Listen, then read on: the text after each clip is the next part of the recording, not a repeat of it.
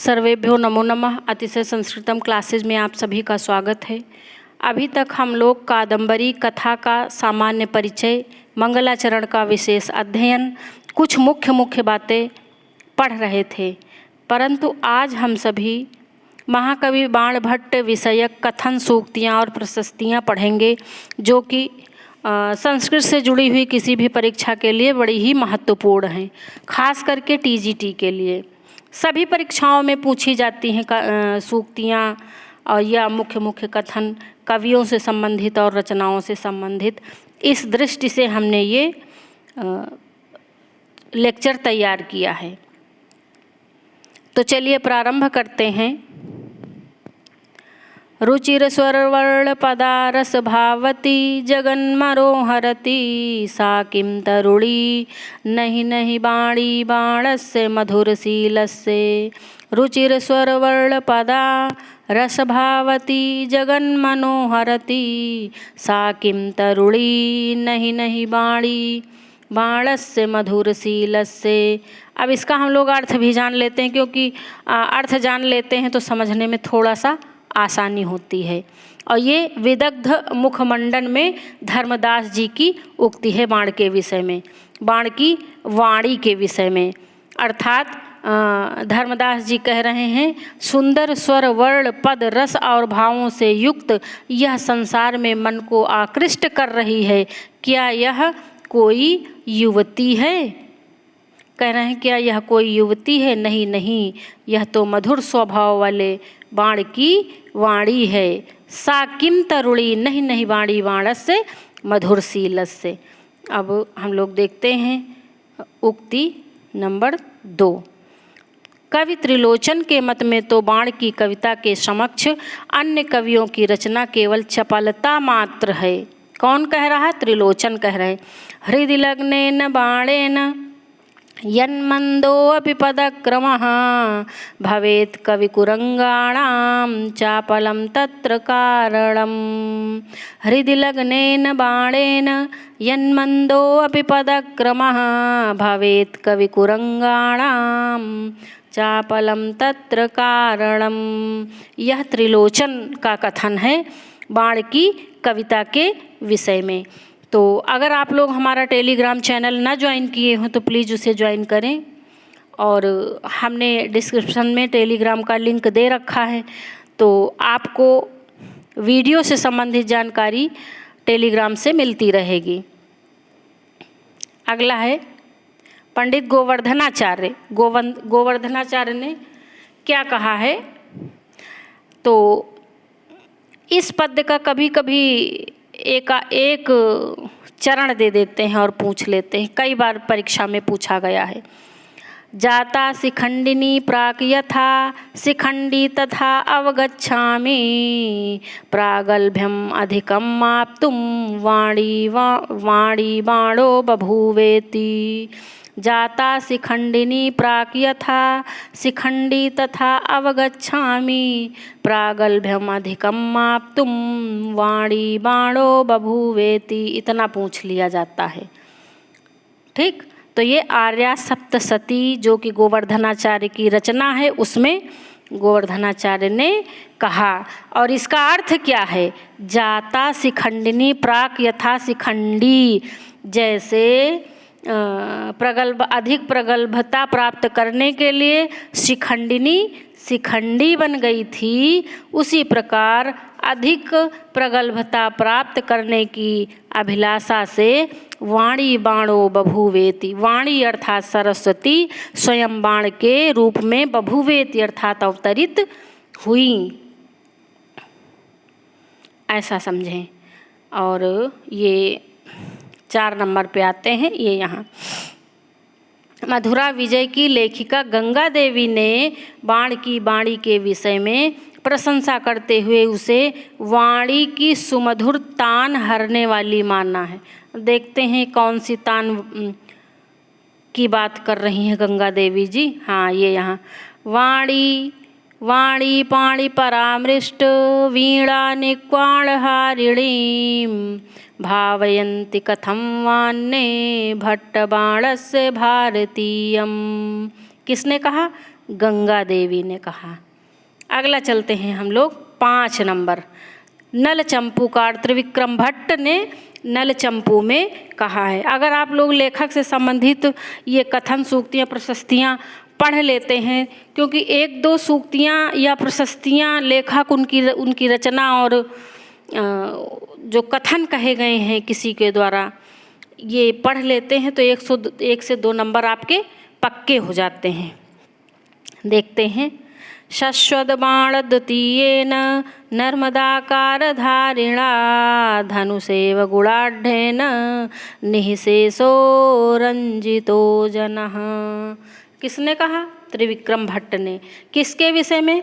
बाण के विषय में। किसमें कहा? नल चंपू में कहा। तो अगला देखते हैं 6 नंबर की जो उक्ति है चंद्रदेव की।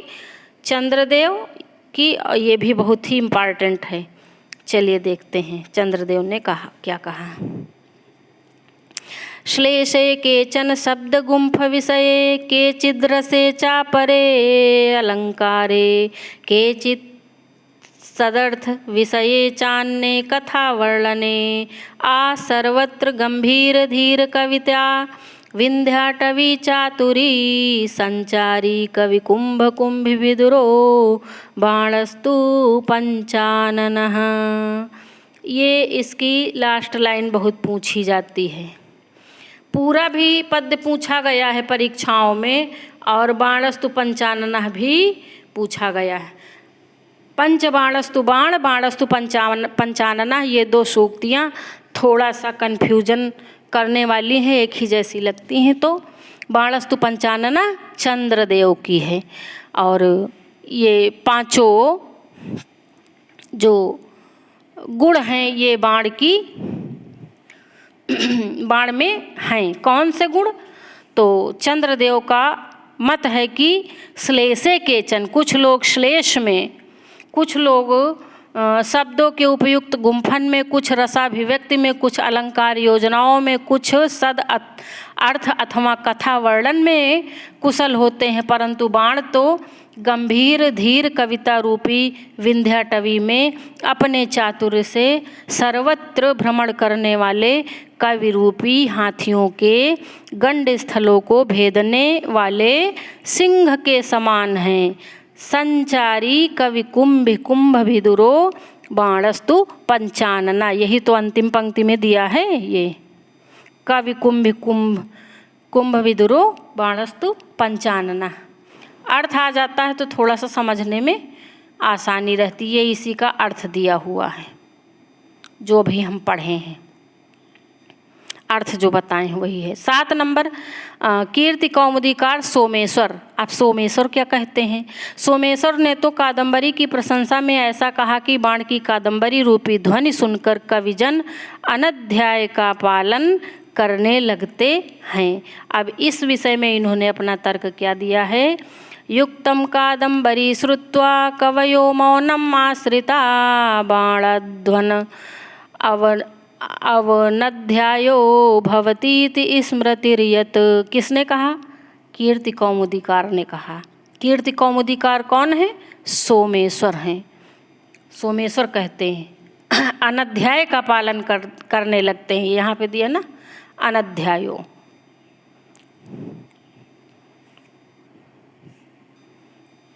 अगला 8 नंबर पे भूषण भट्ट का यह कथन कि प्रत्येक सहृदय के विषय में चरितार्थ हो रहा है। प्रत्येक सहृदय जो कादंबरी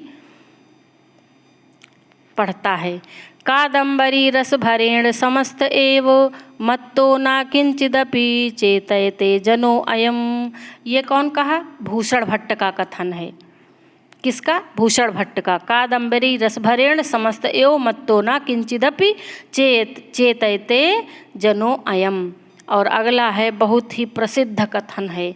बाणोच्छिष्टम जगत सर्वम। संपूर्ण संसार बाण की समझ लीजिए कि जूठन है।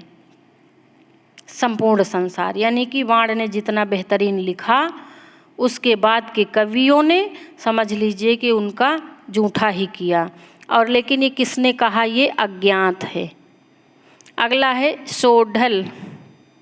उदय सुंदरी कथा में उदय सुंदरी में कहते हैं, वागीश्वरम हंत भजे अभिनंदम अर्थेश्वरम वाक्पतिराजमीरे सोमेश्वरम स्तौमि चा कालिदासम बाणम तु सर्वेश्वर मानतो अस्मि। ये किसने कहा?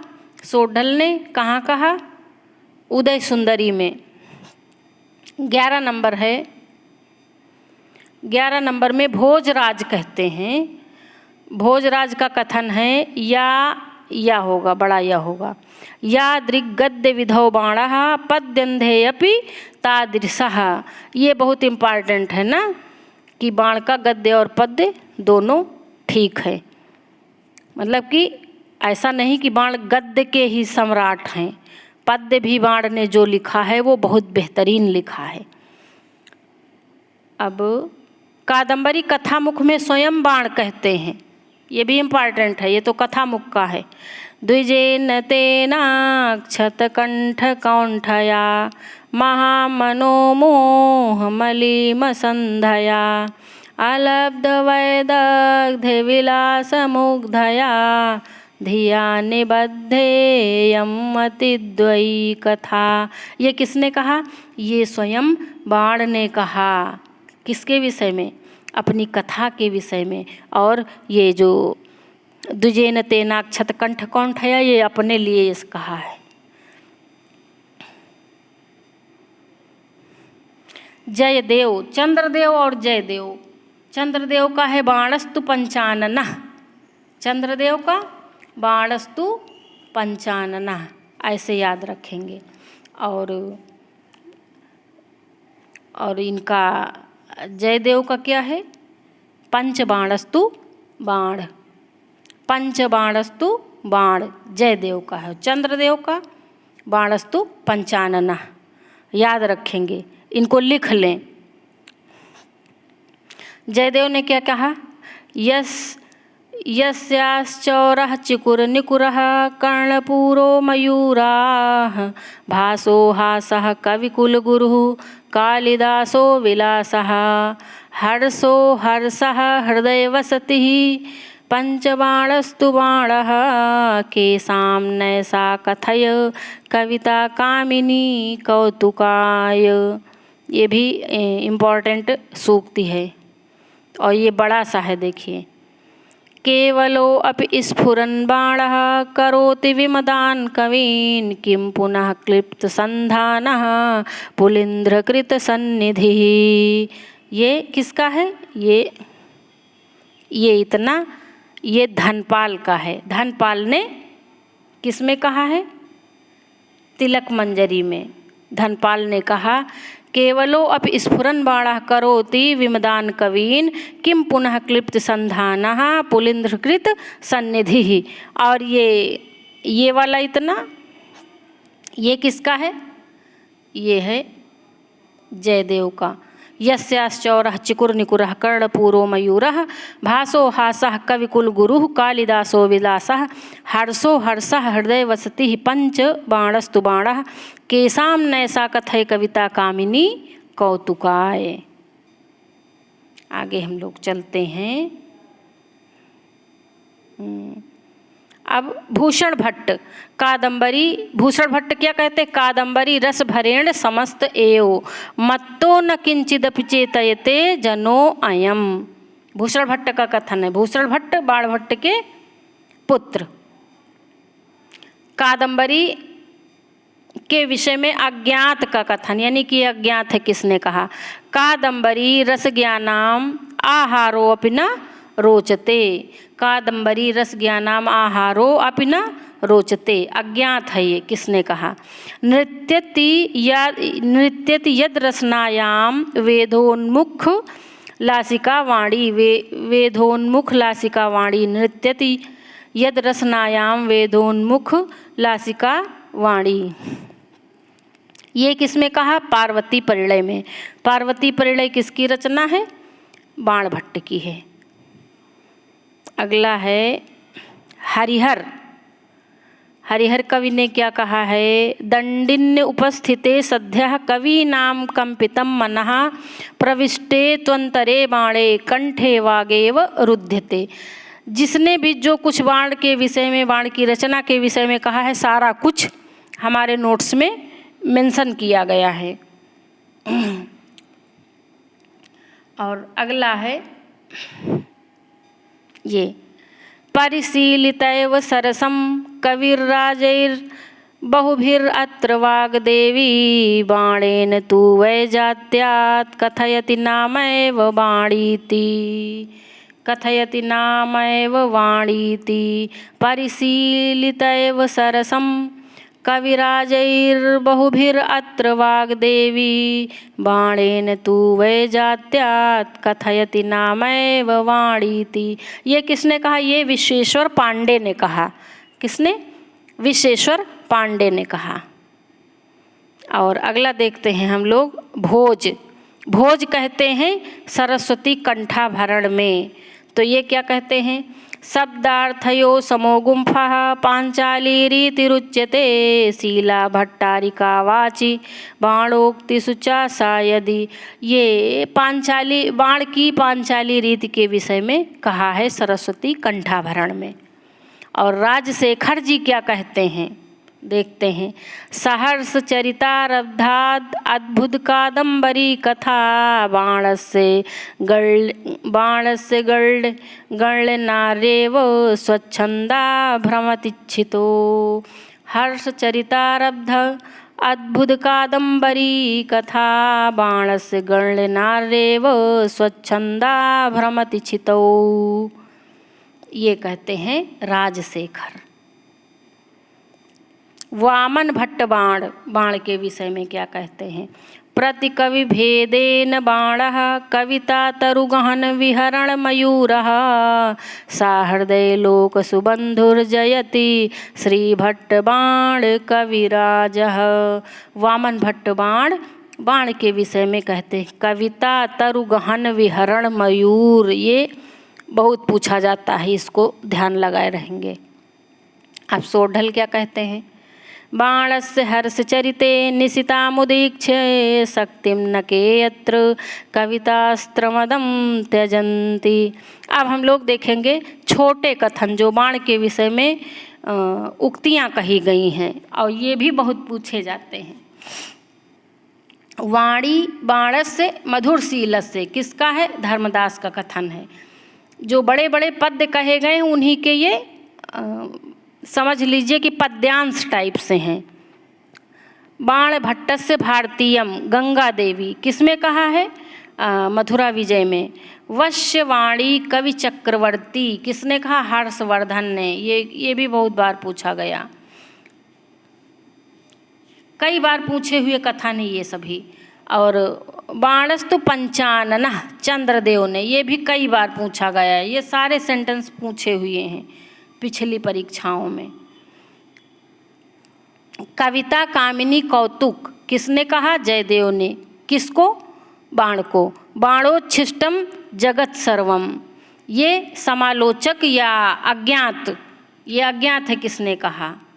कोई एक विशेष नाम नहीं है। गद्यम कवि नाम निकसम वदंती, गद्य ही कवियों की निकसा अर्थात कसौटी है। गद्य कवियों की कसौटी है। किसने कहा? आलोचकों ने कहा बाण के गद्य को, गद्य के विषय में। गद्य सम्राट कौन है? गद्य सम्राट बाण भट्ट हैं। बाण भट्ट को गद्य सम्राट की उपाधि किसने दी? बलदेव उपाध्याय ने। वाणी बाणो बभूव गोवर्धनाचार्य, ये सारे जो कथन है ये सभी पूछे हुए हैं पिछली परीक्षाओं में। महानयम भुजंगः, हर्षवर्धन ने कहा बाण को।